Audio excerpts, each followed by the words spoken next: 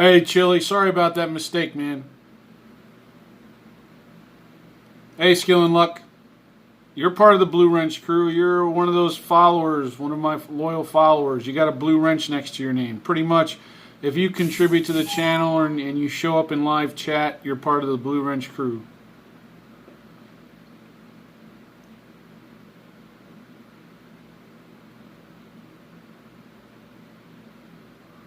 Yeah, Funk. Go get him, buddy.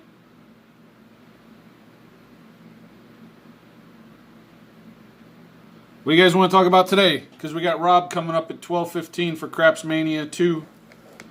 What's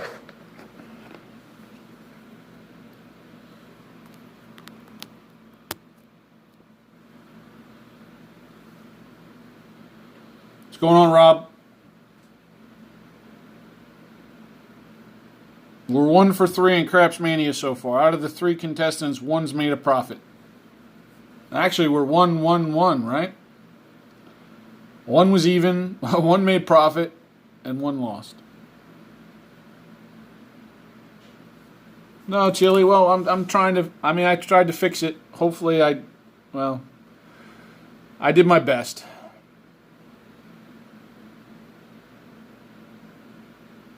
I'm just trying to help you guys escape reality for 30 minutes.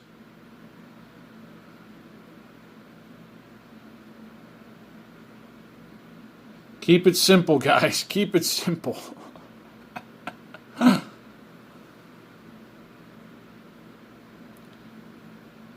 Everyone's going to get an entry if you make profit. Yep.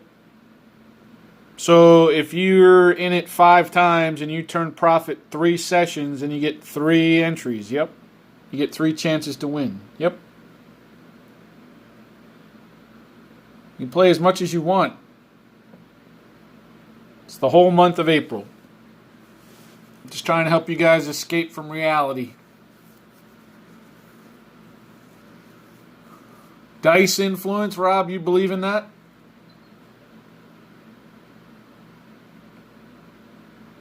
Dice setting, is that what you're talking about? Dice control? I just pick them up and chuck them. I'm looking for a random roll.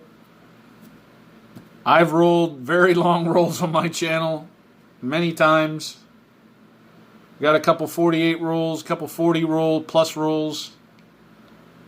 I don't know. If people think they can do it, more power to them. You saw on the Bubble Tracker report last night, the Bubble Crap machine had a little bit of biased towards the 9 and not the 7. That's only 596 rolls, but if you can get it up to 10,000 plus rolls, and then you can see. If you're a dice setter and you think you can control the dice, you need to track your rolls. You got to have the data to back it up. Track the rolls, check 10,000 plus rolls, control your environment,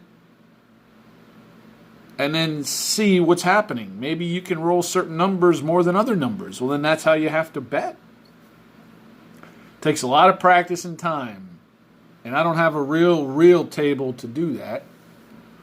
What's going on, AU?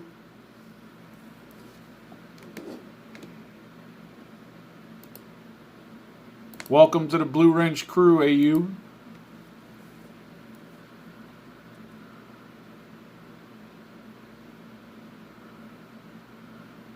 Well, Chili, yeah, it's the same thing, Chili. It's the same exact thing as Craps Mania 1. Yep.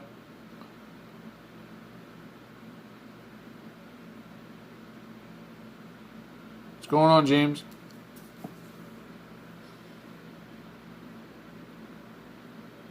So do you think you guys might be interested in playing Bubble Craps now that you've seen a bunch of sessions or not? Do I think some people do it, Rob? I think some people think they can do it.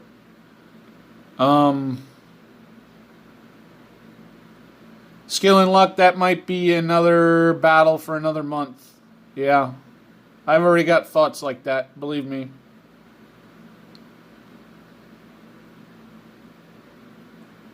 Hey, you wish, you think, and it happens.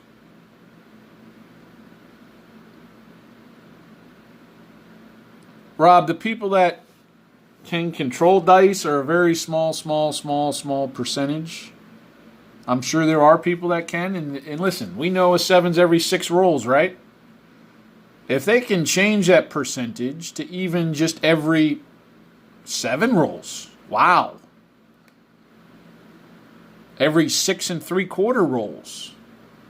If you can flip probability to your side, more power to you. But it's going to take a ton of practice on a real setting, a real environment, test environment. Probably going to have to take you over a year straight daily practice. I just can't do that.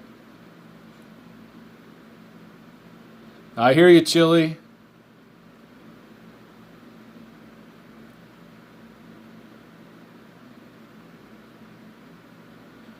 Yeah?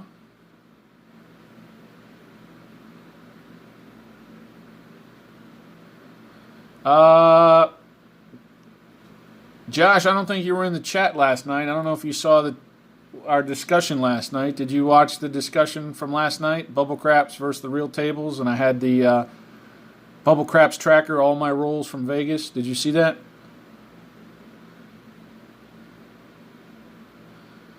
Yeah, Polka Guy. It could be boring for some people. Yep, could be.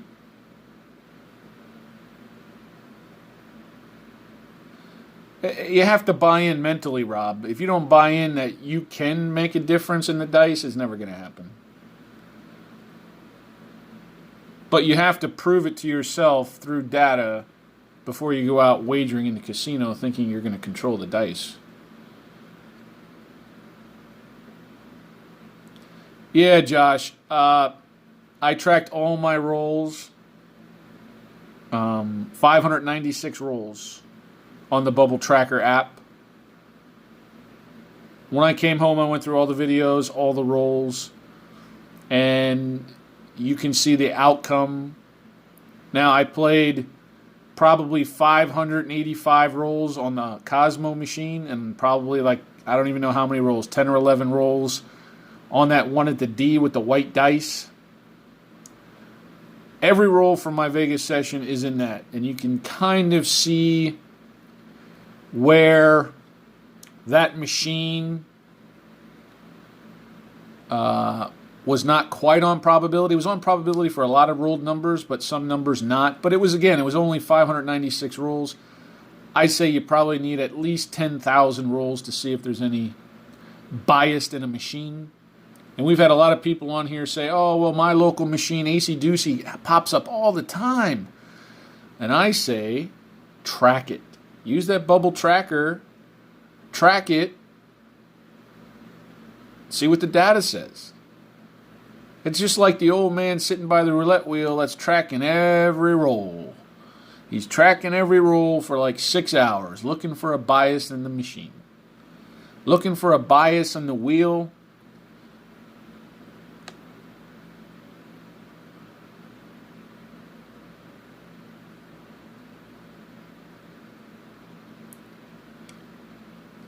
Yeah, James, I mean, whoever can control the dice, good for you. You know, probability says every 6 rolls you get a 7. But if you can somehow just change that to 6.5 times to 1,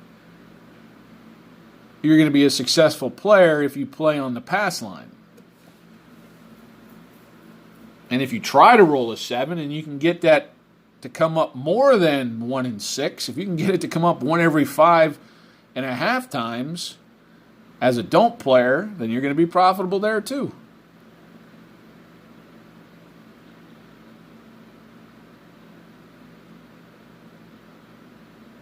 Rob, I don't know how to do that shit, man.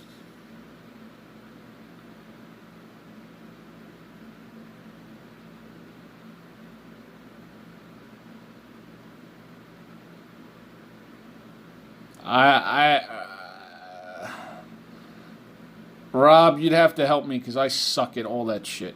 I just put it up and post it. No, Josh, I'm sorry.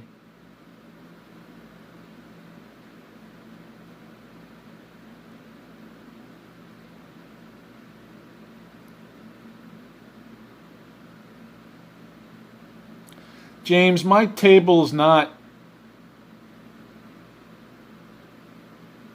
It's not a real craps table. It's just a piece of plywood. I make it look as good as I can make it look.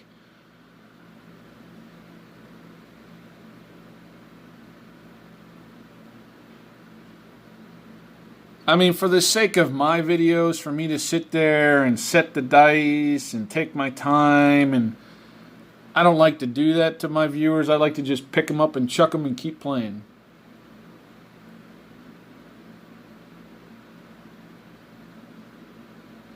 Yeah, Chili, I guess I could stand back that far and do it, but for the sake of my videos, I would only get half the rolls in, if that.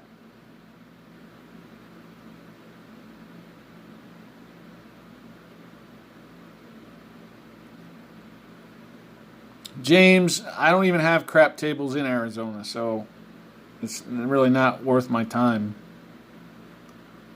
to even try it or practice it.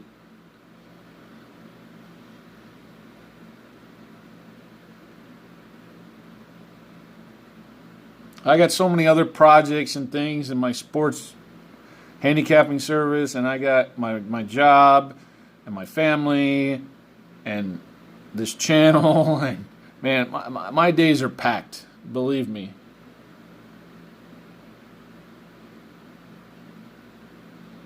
Yeah, Rob, I just don't. You know, Rob, it's like that golfer, that scratch golfer. Yeah, we all play golf, but there's only a certain handful of people that even have the ability to be a scratch golfer. That's kind of how I feel with dice setting, that, yeah, we all can do it, try to do it. We all golf. We all try to golf. But for that scratch golfer, it's such a small percentage of people that could even possibly do it. And only those people can only do it because they practice every single day. I don't know if that makes sense to you. Or how about this? It's like an NFL field goal kicker. I can't go out and make a 55-yard field goal. There's only so many people in the world could even kick it that far. And then you have to be accurate enough to do it under pressure. And how many of those people are there out there? You know, practicing on your home rig versus going out on the casino and having your own money on the line, there's pressure involved. I mean, I was an athlete. I can handle the pressure. I don't mind it. I don't mind videoing myself with money on the line. I don't care. I can handle it. But there's only certain people in the world who can kick a football 55 yards and then kick it accurately and then have to do it under pressure. Is what I'm saying. For a dice controller, you have to have the ability first to handle pressure. You have to be some kind of athlete, some kind of person who's competed, that your heart rate doesn't race, and you got to be under control. It takes a certain type of person that can kick a 55-yard field goal in an NFL game in overtime in pressure. Same thing with dice control. There's only certain people out of a whole huge handful of people that will maybe be able to control it a little bit to help swing probability. We all can try. We can all go out there and try to kick a field goal. But shit, hardly any of us can even kick it over 25 yards, let alone in a game in a pressure situation. Does that make sense? I don't know. My analogies are always back to sports.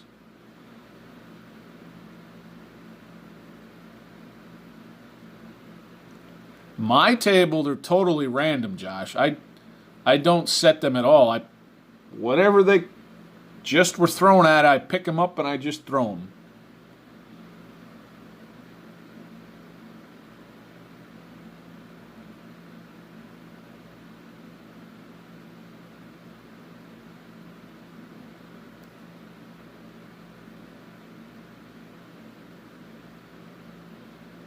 Rob, you're going to have to help me set that folder up or whatever, because I've got many Vegas trips in there and people can't find them. I even had Fives ask last night, hey, you should do something with Crap Strategies Live. I said, I already did. And he couldn't find it. Yeah, Rob, it's like, you know what? this is the perfect analogy, right? How many people can throw a 98 mile an hour fastball? I mean, for me to control the dice, it's probably not even in my bones. It's probably not even in my ability level. For you to throw the ball 98 miles an hour, it's only that certain percentage of the top of the elite of the... Do you know what I'm trying to say? And then those people have to practice ultimately and have to be able to compete and control that 100 mile an hour fastball that even make it to the major leagues. It's the same thing. Yeah, there are dice controllers out there. Yeah, but there's a small handful. And when I say a small handful, I'm probably talking under 50 that can probably influence it to where the casino edge is gone. How about if I say that? I'm not saying in their favor. I'm just saying the casino edge is gone.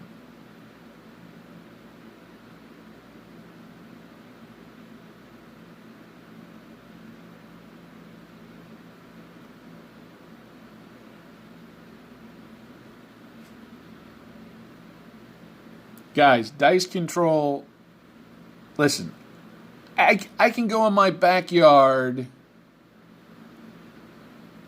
and make 10-foot putts all day long. When I get out on the course on the 18th hole to break 80 and I got to make a 10-footer, the pressure's on. I can sit here in my man cave and throw dice all day long.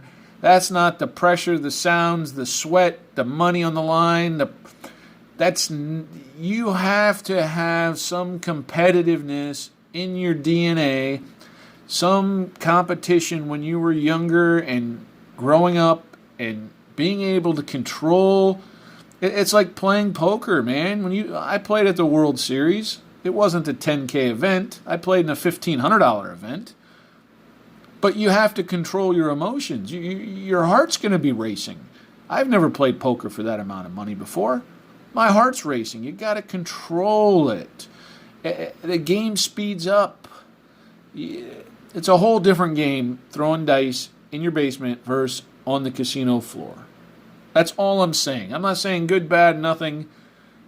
You have to not only practice at home, but you're going to have to go to the casino and play the lowest table minimum for a long time to get down your throws before you're even thinking about betting at a higher amount.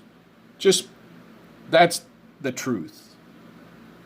And listen, I'm a competitive guy. I've competed all my life. I know how it is. And I don't control the dice. I don't even think about it. But I know what I would have to do it.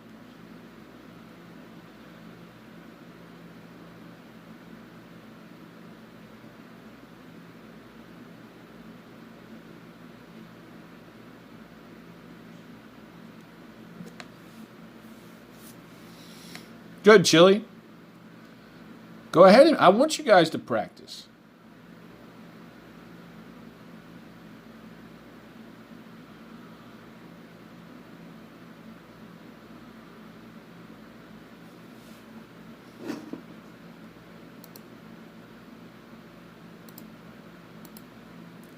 Anybody else have anything? Because we got Rob coming up here in a little bit. I got a jam-packed schedule today.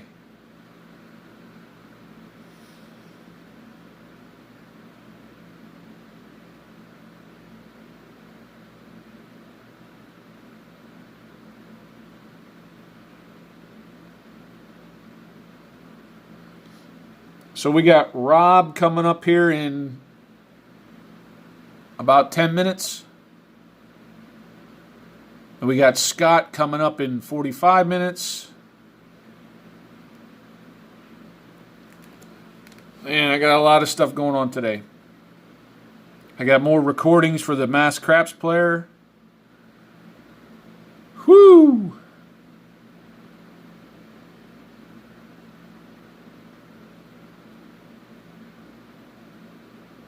Rob, keep it simple, man. Keep it simple.